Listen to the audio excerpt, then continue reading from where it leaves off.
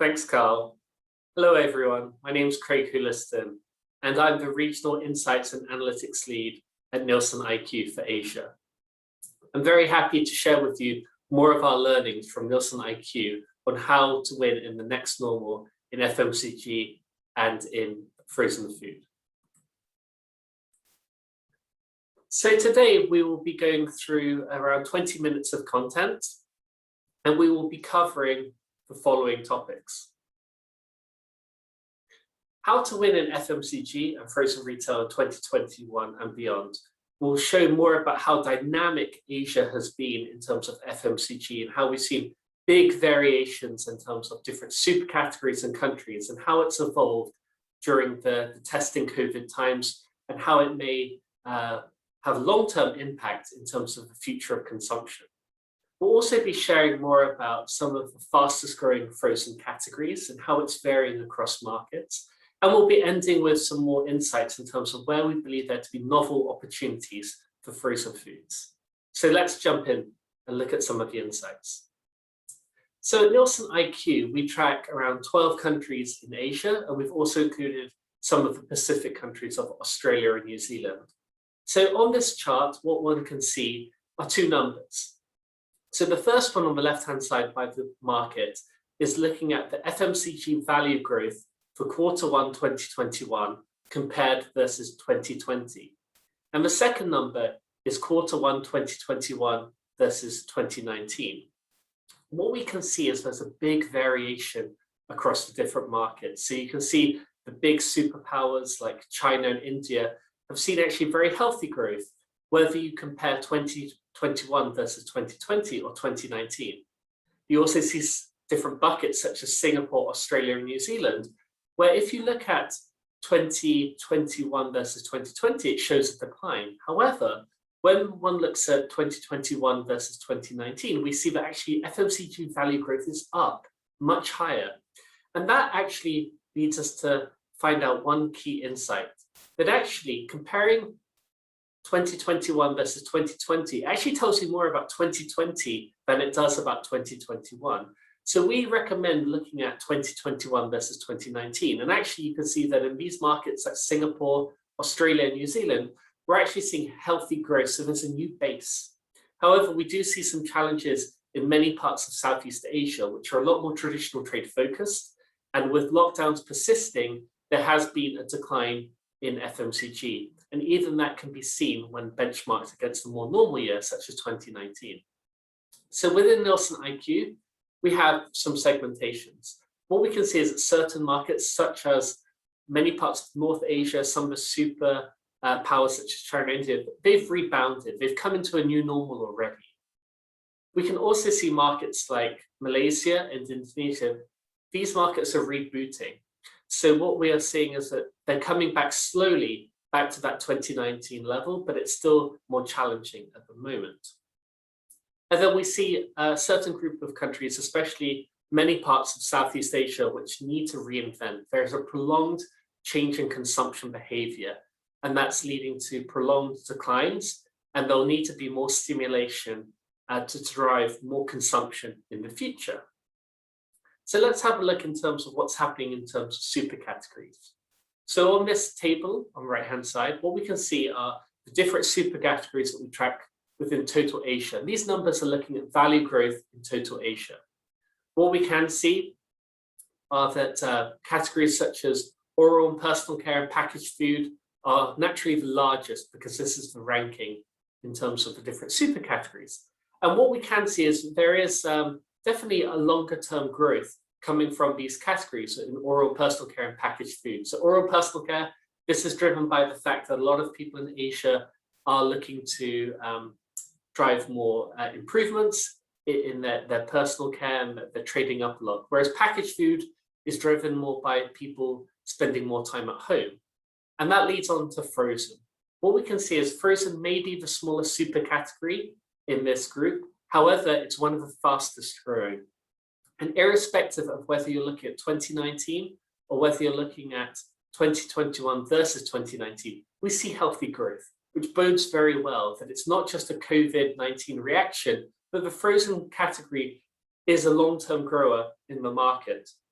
And given the fact that consumers are moving more to a homebody economy as they're spending more time at home, and the future will be that there'll be more hybrid working from home, we do envision that frozen will benefit from that.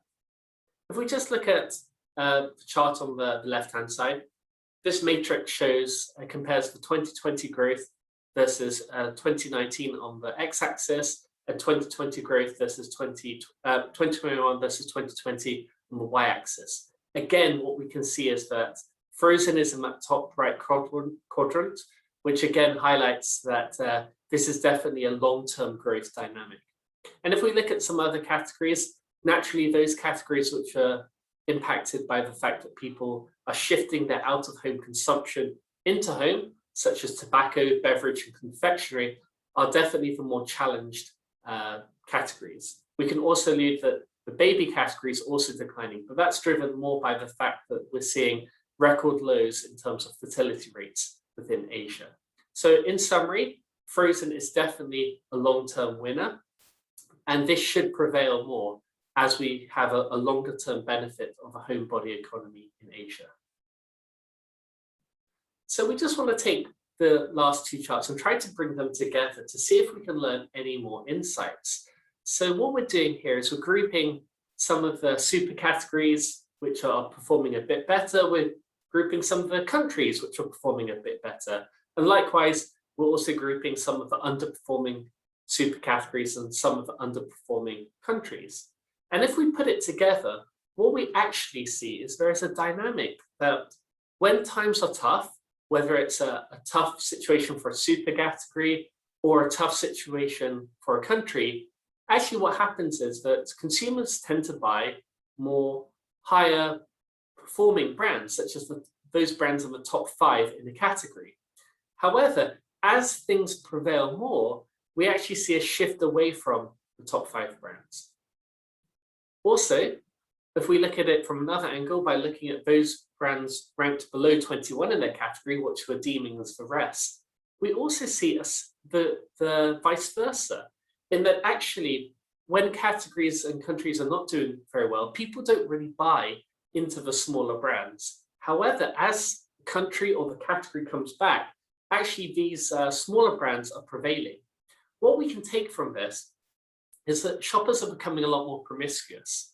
When times are challenging, they're going to more trusted brands, the brands which are more available, more less risky to buy, and more well-known. However, as things get better, they will buy newer brands and try newer things. And obviously the implication here is that as we come out of COVID, we do think this will be a trend, that there will be more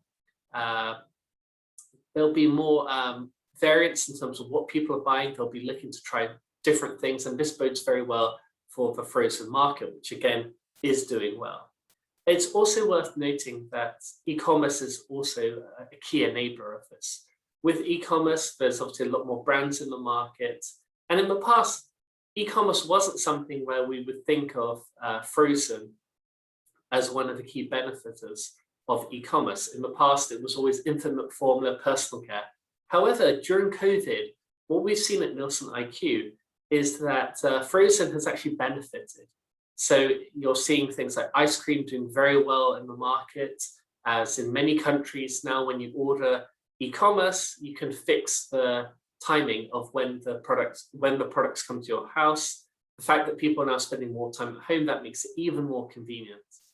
From our consumer panel data in Singapore, actually in the past, we haven't seen things such as frozen seafood or frozen foods do very well in terms of e-commerce. However, in the middle of last year, we started to see it creep up. So things even like fresh fruit and fresh vegetables, frozen food, frozen seafood, they're all now some of the biggest super categories in the online market. And we kind of feel that there's now a tipping point where people are more receptive of buying frozen online. This is actually leading to a different challenge in terms of consumers and how they're changing. So we know that there's a lot of challenges with COVID, also from a financial point of view. And what we'd like to share are concepts of 2 new types of shopper, those who are constrained and those who are insulated. Those who are constrained are those who will face a lot of challenges with respect to maybe job security, and they will definitely find it a lot harder to financially survive during potential recessions and the financial constraints that they will see. Those who are insulated are those who will be less impacted, however, they will still be quite cautious in terms of some of their spending. And what we've done at Nielsen IQ is we've divided these two groups into 4 groups. So the constrained now have those who are long-term existing constraints, so people who've always had those challenges. Those who are newly constrained, so they are people who've now, because of the situation of COVID, now find themselves in a constrained situation. Those who are cautiously insulated, so still they can buy quite freely, but they are starting to be a bit more reserved and will be looking to cut back on certain things. And those who are not at all affected as insulated, and they will be able to still buy freely. And what we actually see is that 73%, so the 46% of newly constrained plus the 27% cautiously insulated, these are a group of shoppers. So 73% of shoppers have had to change their consumption behavior because of COVID and restrictions that it has. Especially those newly constrained, you can see that they're heavily watching their spend, they're claiming they're in worse financial situation, and they face potential employment reduction. Whereas the cautiously insulated, they might be able to spend quite freely and they might be in a more comfortable situation, but 93% of them are watching their spend. So what does this mean? This means these are people who could be looking to move more into moving from fresh to frozen to save money, or wanting that convenience of frozen. So again, this creates a lot of great opportunity for a lot of the frozen manufacturers and retailers, because there will be 73% of consumers who are looking to change some of their purchasing behavior. And given the fact that frozen is one of the key things which is growing, this could be a great opportunity. So within Nielsen IQ, we've identified 5 trends which we believe will grow in Asia in 2021 and also longer term. So I'll just take each one separately and go through them in a bit more detail. So convenience is not a new trend in Asia. In the past, we were always talking about convenience stores being a key driver of growth. But actually, convenience is evolving quite a lot. And now convenience could be things like new routes to market or new ways to consume. And this will vary for both insulated and constrained. So let's have a bit more of a discussion around that. So for insulated consumers, those who are less impacted on a financial perspective, convenience could be things like direct to consumer or subscription models. So in the past, rather than having to get their frozen goods, order it each month, they could have the ease of having a subscription model. So every month might be certain frozen products delivered to my house, and I don't have to worry about going into my basket and buying online or going into the store to do that. It could also be things like leveraging in-home technology. Again, we're starting to see things like smart fridges and freezers. Again, these are things which, again, can facilitate for those who are more insulated. For those who are more constrained, it could be things like social media bartering. So in some markets in Asia, people are going online to places such as Facebook and actually swapping some of their belongings for FMCG goods. But that is a convenient way for people to shop in that nature. So again, there could be some variance there. With respect to the homebound, this could lead to people trading up or trading down, and also leading to new occasions. So what we are seeing is that as people are spending more time at home, they're now trading up on their cooking and they're investing more in home technology. So that could be things such as trying to bring that restaurant experience in home, because they may not be able to go out to their favorite restaurant or may not want to go out as much. And they will be trying to bring that quality of cooking into their home. We're also starting to see lots of manufacturers, retailers working with manufacturers to develop products which replicate restaurant experiences in home. So if I take an example from Singapore, a local restaurant like Crystal Jade now sells their products in freezers in supermarkets so that you can have your frozen dim sum at a restaurant quality at your home. You also have multinational companies like Luke's Lobster trying to bring things like seafood such as lobster rolls, etc., into your home. So again, those people who don't want to venture out can enjoy it at home. And for those who are more constrained, they could be looking to prioritize more on essentials, and they may even cut down on occasions. So if you think about it, most people have a breakfast, lunch, and dinner. Those who are constrained, they may just be looking for brunch to cut those two occasions into one. So again, this could be an opportunity for some of the frozen manufacturers to think about how to innovate around this area. In terms of alternative, that could be things like dairy alternatives or sustainability.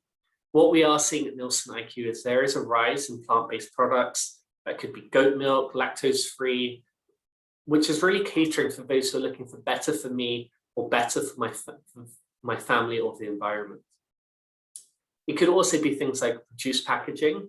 So again, as people are stocking up more of their freezer, I think we all have that challenge where trying to cram everything into our freezer. So again, reduced packaging could be a great way to also tap into those people who are concerned about that, but also looking for practicality. From an alternative perspective, there could be that drive towards people moving from fresh to frozen to save money for those who are constrained. And also things like refill packs are another dynamic, because refill packs may be less packaging, but they also bring down cost for constrained shoppers. So again, is a very attractive offering for them. When we're talking about natural as a fourth trend, this could be things like minimalistic and organic. So again, we do believe that those who are insulated may be looking for less processed food. They might start looking for more natural health products. Whereas those who are constrained may be looking to potentially cut certain steps in cooking to save money, or even trying to grow their own produce so that they can save money. And last but not least, let's talk about blends. That could be things such as partnerships or new ways to innovate. So it could be collaborations between brands and retailers to stimulate more consumption. It could be leveraging fast-growing trends to bring new consumer needs. One thing we're seeing is that in a lot of Southeast Asia markets, bubble tea is a key driver of growth, both in-home and out of home. We've seen a lot of innovation around that area. So we're now starting to see new bubble tea ice creams coming into the market as manufacturers try to leverage some of these dynamics. And for those who are more constrained, that could be partnerships between manufacturers and NGOs to help those who are more financially constrained. Or one of the dynamics we're seeing is moving to more larger packs for people looking to get more economies of scale. So again, this is something that when we've surveyed consumers in Asia, they're saying they want this from manufacturers. They're willing to pay a bit extra if they can get more value for money. It might be a lower price per kilogram, but they can see the saving overall. So we do believe that this could be an opportunity.